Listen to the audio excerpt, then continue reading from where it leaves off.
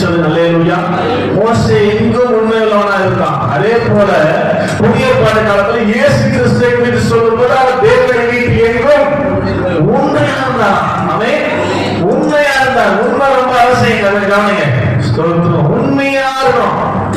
அப்போ புரிந்து சபை எழுதும்போது சொல்லுவார் 6ஆம் அதிகாரத்தில் நம்ம வாசித்து பாருங்க, ஏன் ஆண்டவர் நம்மை தெரிந்து கொண்டார் என்றால் நீங்கள் உண்மையுள்ளவர்களாக இருப்பீர்கள் என்று எண்ணி அப்படின்றது. என்ன சொல்றாரு? உண்மை உள்ளவர்களாக இருப்போம் என்று சொல்லி நம்ம ஒரு நம்பிக்கை வைத்துதான் நம்மை தெரிந்து கொண்டார். ஆமென். நம்ம உண்மையா இருக்கிறோமா? ஆண்டவருடைய சமூகத்தில் உண்மையா இருக்கிறோமா?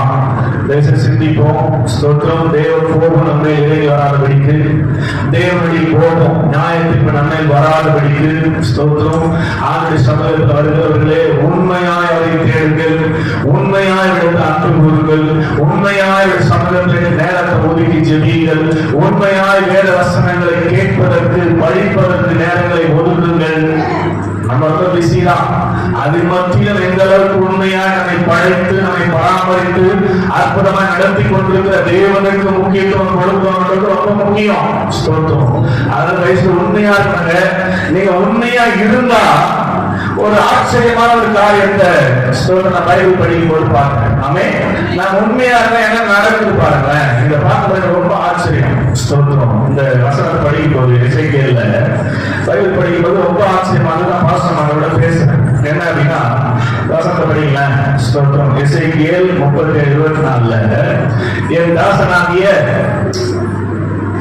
தாவீது என்பவர் அவர்களுக்கு ராஜாவாக இருப்பார். என்ன சொல்றாங்க? என் தாசனாகிய தாவீது என்பவர் அவர்கள் மேல் ராஜாவாக இருப்பார். அவர்கள் எல்லாருக்கும் ஒரே மேய்ப்பர் இருப்பார். அவர்கள் என் நியாயங்களில் நடந்து கட்டளைகளை கை கொண்டு அவர்களை செய்து. அடுத்த வசனம் பாருங்க. 37:25 நான் என் தாசனாகி யாக்கோபுக்கு கொடுத்ததும் உங்கள் பிதாக்கள் குடியிருந்தமான தேசத்திலே குடியிருப்பார்கள். அவர்களும் அவர்கள் பிள்ளைகளும் அவருடைய பிள்ளைகளின் பிள்ளைகளும் அதில் என்றென்றைக்கு குடியிருப்பார்கள்.